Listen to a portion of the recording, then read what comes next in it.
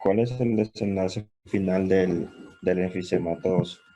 ¿Y L- cuál es la del bronquito, desde el punto de vista de la fisiopatología? Del enfisema, del enfisematoso sería la destrucción alveolar. ¿Mm? ¿Qué es lo que O sea, en el paciente decía algo, Catherine? que en el paciente enfisematoso Dile a el tu desenlace micrófono apagado sería porque yo no te escucho. que el paciente enfisematoso, el desenlace sería la destrucción alveolar y por eso se vería así tan radiolúcido. Una pregunta. Eh, yo sé que ustedes me estaban escuchando porque me parece que el micrófono mío estaba apagado. Dime, Sí, por qué más radiolúcida, Catherine? la destrucción alveolar que se produce en el paciente con enfisema. Claro, exactamente. Básicamente por eso. Aquí tenemos destrucción del parénquima. Entonces, básicamente aumenta la cantidad de aire libre. Que aquí básicamente no hay un problema de destrucción, es un problema de destrucción del flujo aéreo y no hay daño a nivel del alveolo. Por eso son diferentes. La otra característica es del enfisematoso, que produce un corazón en gota. Sin embargo, el bronquítico produce un corazón en bota. Esto influye en parte a que el enfisematoso maneja un gasto cardíaco más bajo y hay menos datos de hipertensión pulmonar. Los bronquíticos tienden a desarrollar mayor hipertensión pulmonar, lo que termina produciendo cierto grado de modificaciones en el corazón, produciendo un corazón en forma de bota.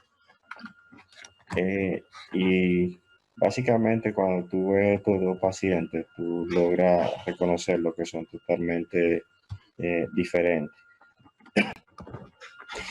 Eh, con el índice de tifenol, y o sea, ya cuando tú tienes un índice de tifenol por debajo de 90 y tú haces por debajo de 70 y tú haces un TEPO broncodilatador, tú puedes clasificar según el GOL, que es una guía que eh, para la enfermedad pulmonar obstructiva crónica. En este caso, básicamente lo que clasifica la severidad de la limitación del flujo aéreo. Y tú lo clasificas en GOL 1, 2, 3 o 4, dependiendo el volumen expiratorio forzado en el primer segundo. O sea, mayor de 80% del predicho. Bueno, es un paciente prácticamente normal, pero después moderado, severo y muy severo, tiene un B por 50% por debajo de un 30% y muy por debajo de un 30%. Entonces,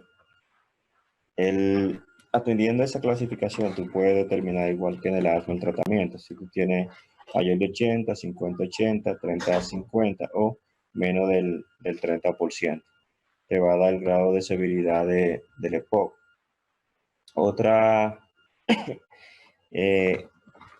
este es de la guía GEC, del GED de España, donde ellos toman el BEC, toman la disnea y el nivel de actividad física y las hospitalizaciones que tiene ese paciente por año, para darle una clasificación. Por ejemplo, un B mayor de un 50%, y si la disnea es de grado 1, o sea, de 1 a 2, entonces sería moderado. El nivel de actividad física, si un nivel de actividad física alto, o sea, más de 120 minutos por día, o moderado entre 30 a 120 minutos por día, y si hay o no hospitalización durante ese año. Si tiene un B por debajo de 50%, episodio de disnea grado 2 o 3, y un nivel de actividad física bajo, o sea, menos de 30 minutos por día, y tú tienes una o dos hospitalizaciones graves, y muy graves si tienes más de 2 hospitalizaciones por año, o sea, que las hospitalizaciones sean causadas por la enfermedad pulmonar obstructiva crónica. Al final es prácticamente lo mismo, lo único que es del HEX, el POC, que es de España, y el GOL creo que es norteamericano. Entonces, la escala a lo que ellos clasifican la disnea, o sea, la escala modificada del grado de disnea. Entonces, 0, 1, 2, 3, 4. Y es con esos números que tú vas a establecer el nivel de actividad física.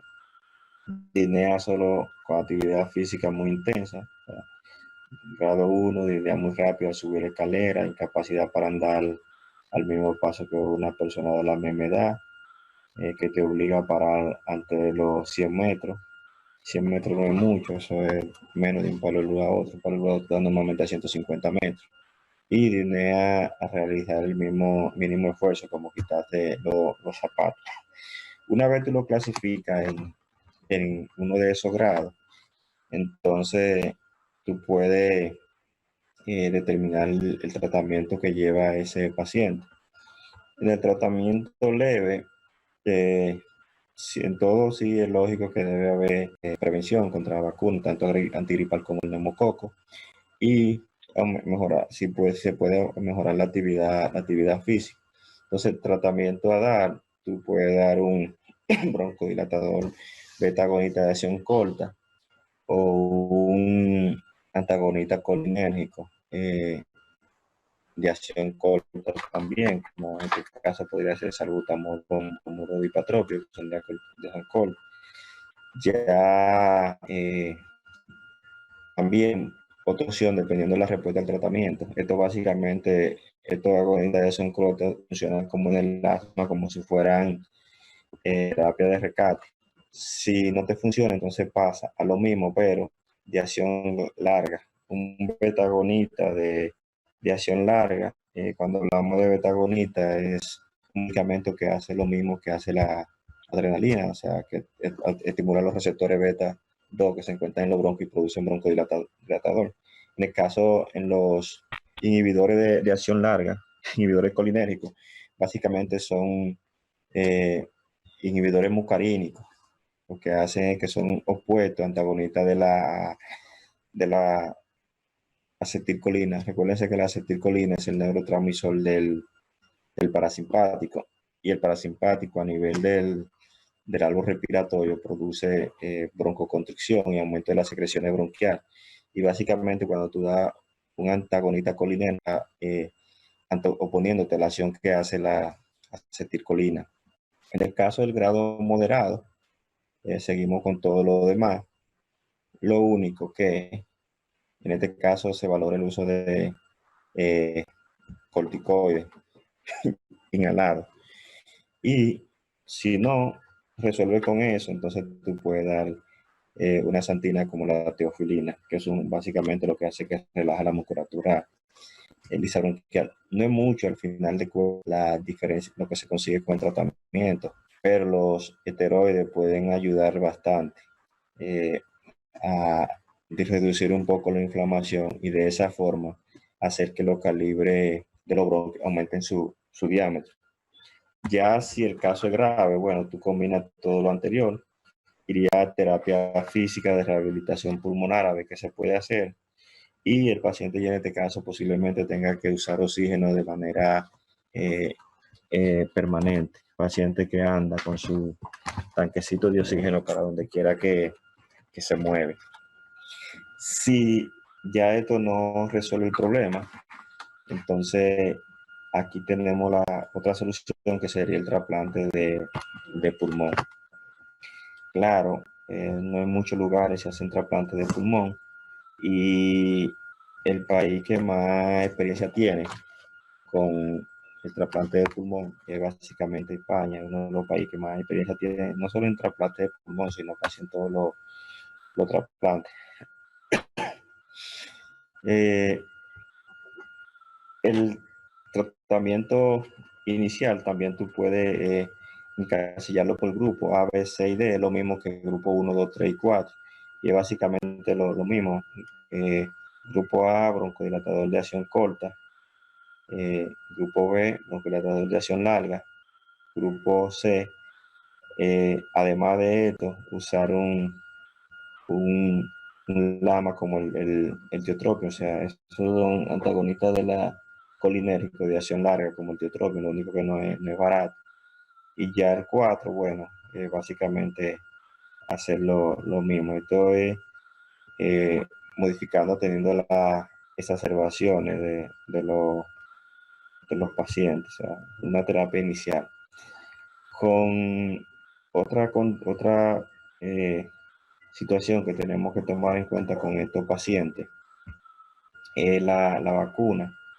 Claro, no es algo que tenga un nivel de evidencia fuerte, pero es bueno independientemente de. Al igual que los pacientes con asma, deben vacunarse contra la vacuna de la influenza todos los años y deben ponerse la vacuna del neumococo, que es la Neumo 23, es el nombre comercial que tiene aquí en el país y se le debe poner a todos los pacientes. Básicamente es una vacuna que te va a proteger contra 23 cepas de las 90 que tiene el neumococo, pero son la 23 cepas más frecuentes. Por tanto, es una vacuna que vale la pena ponérsela. Yo me he puesto toda esa vacuna y con eso no juego.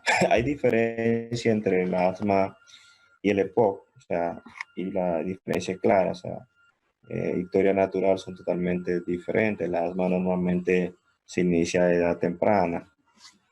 La incidencia y la prevalencia del EPOC varían, son grupos de edades diferentes. Normalmente el asma es una enfermedad de la infancia. El EPOC son enfermedades de la edad adulta. En el caso del EPOC está muy relacionado con lo que es el consumo del tabaco. Se podría decir que esa es la principal causa. Tanto la fisiopatología y la anatomía patológicas son totalmente diferentes. En el asma juega un papel importante lo que es la degranulación de los mastocitos. Aquí, en el EPO, juega un papel importante los neutrófilos y la producción de proteasa y también los macrófagos que se convierten en fibroblastos, formando tejido fibroso. El tipo de obstrucción de la vía aérea es diferente. En el asma, la obstrucción es reversible. Aquí la reversibilidad es muy limitada y es por el grado de fibrosis.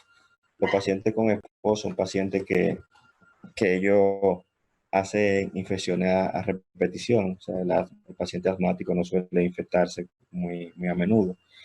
La respuesta al tratamiento también es diferente. El asma normalmente tiene buena respuesta al tratamiento.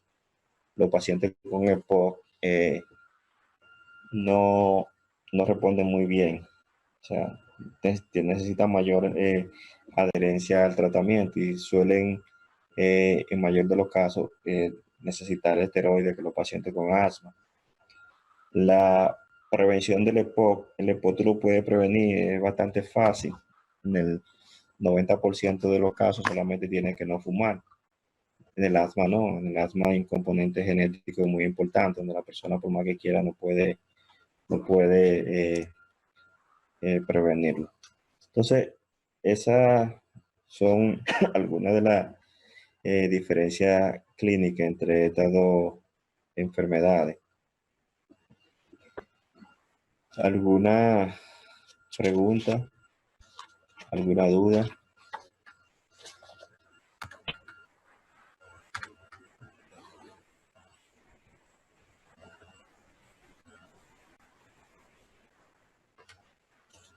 ¿Duda?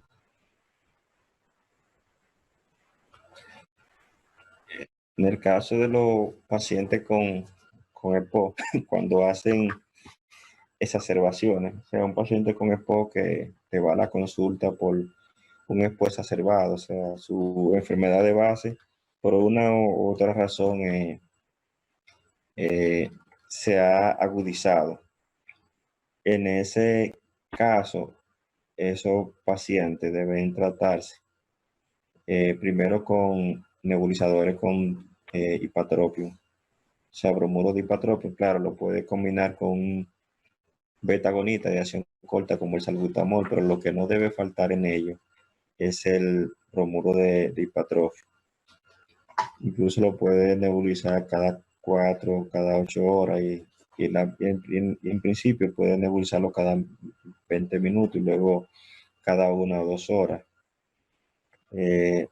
Salbutamol lo puede combinar con el bromuro, lo que nunca debe de faltarle es el bromuro en los pacientes con EPOC.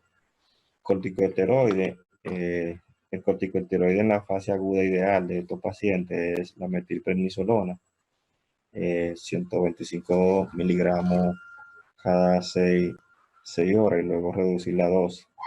Y siempre sí debe tener antibióticos. De que un paciente con EPO, que se agudizó el cuadro o te hizo fiebre, debe ponerle un macrólido, en este caso la acitromicina. En un tiempo también se usaba mucho o amoxicilina más ácido clavulámico. Si tiene una PO2 baja, debe administrar oxígeno, pero buscando una PO2 entre 55 y 60 milímetros de mercurio. No debe tratar de buscar una PO2 normal, a la de una persona normal, que una PO2 entre 80 o 100 milímetros de mercurio, normalmente una persona joven 95 a 100. Si hace eso con un paciente con enfermedad pulmonar obstructiva crónica, o disminuye mucho la cantidad, la concentración de CO2 que tiene, termina produciéndole una parada respiratoria. Y si lo tiene en ventilación mecánica y lo lleva a un nivel de oxígeno normal, o sea, una PO2 normal, nunca va a poder quitarlo del ventilador. Lo mismo que si le normaliza la presión parcial de CO2. Los pacientes con EPO manejan PCO2 alta por encima de los 55 milímetros de mercurio, incluso algunos por encima de 80. Cuando hablamos de ventilación pulmonar, ¿cuánto era la PCO2 normal en sangre?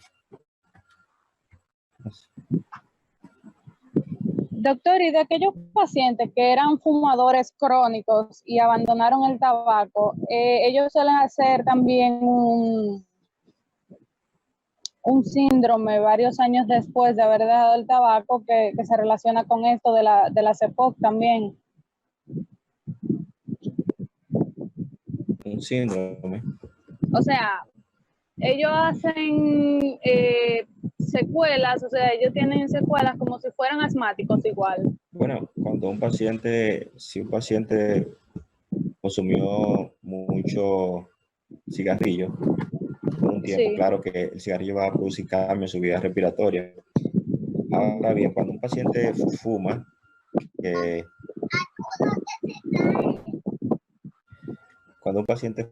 deja de fumar, años empiezan, todo depende, empiezan a recuperarse la vía respiratoria.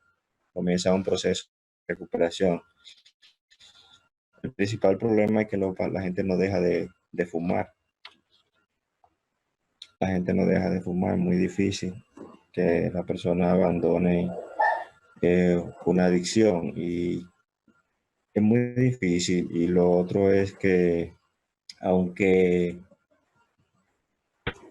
la abandonen, ya muchas veces el daño está. O sea, la gente hace siempre lo que quiere, no importa lo que el médico le diga. Por tanto, siempre la elección debe ser del paciente.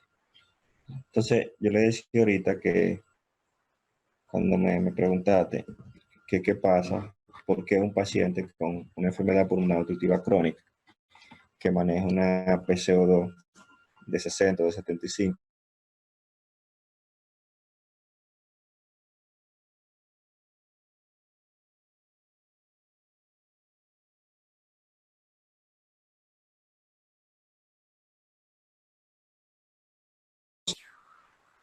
la PCO2 normal en una persona promedio es 35, 40 más o menos 5, o sea, de 35 a 45 milímetros de mercurio.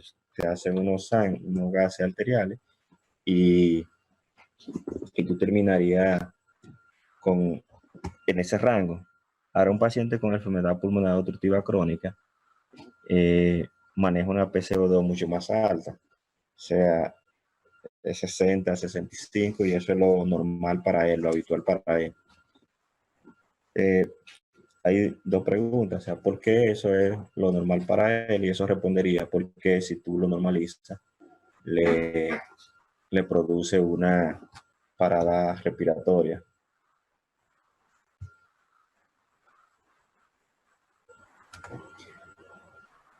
Lo normal, o sea, para ellos ya esa concentración de CO2 sería normal por la adaptación que tiene el cuerpo a esas cantidades de CO2, porque ya ellos se han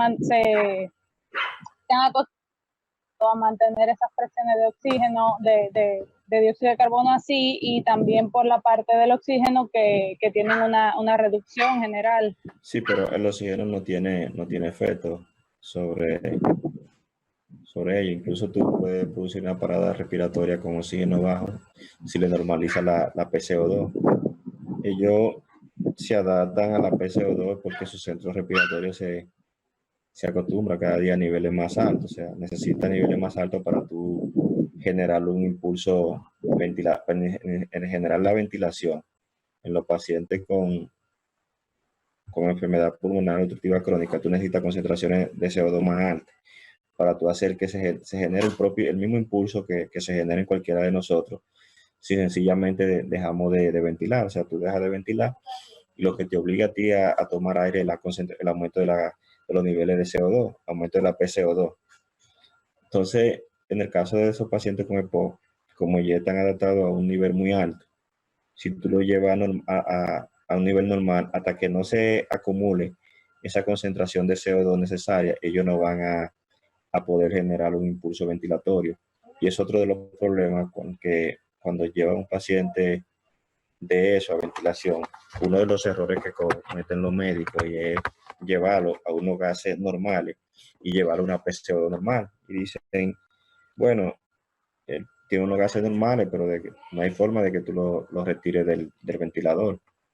Entonces, lamentablemente, son muchos los pacientes que han muerto en ventilador por esa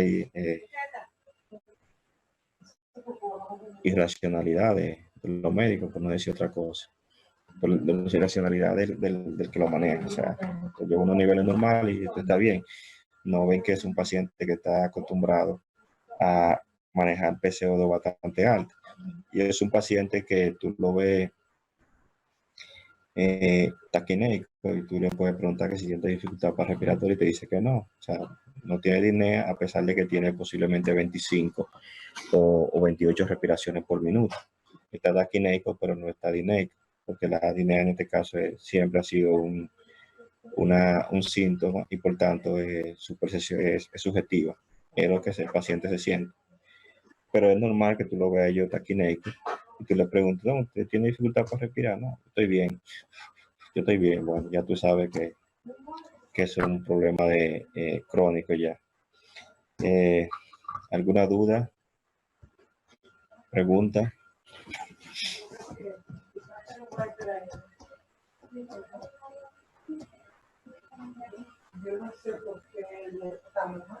¿Duda? ¿Pregunta? Ven. ¿Ella estaba jugando con el agua? No sé. Ella está como loca. Princesa estaba corriendo. ¿Eh? Princesa estaba corriendo con un calizo, una chancleta para aquí y para allá. Y corría allá y volvía. ¿Alguna duda? ¿Pregunta?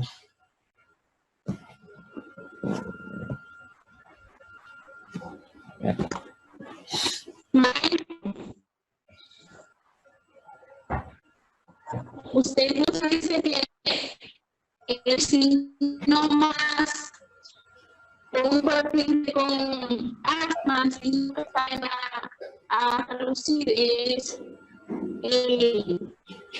la apnea.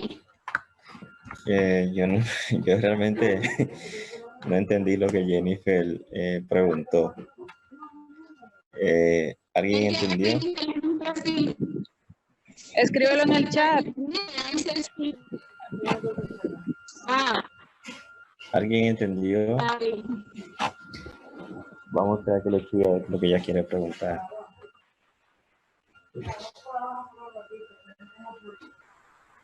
No me llevas a sacar la tela por ahí. Tú me vas a poner la mano porque tú me llevas no sé de qué. Mira ahí lo que está haciendo Princesa por ahí.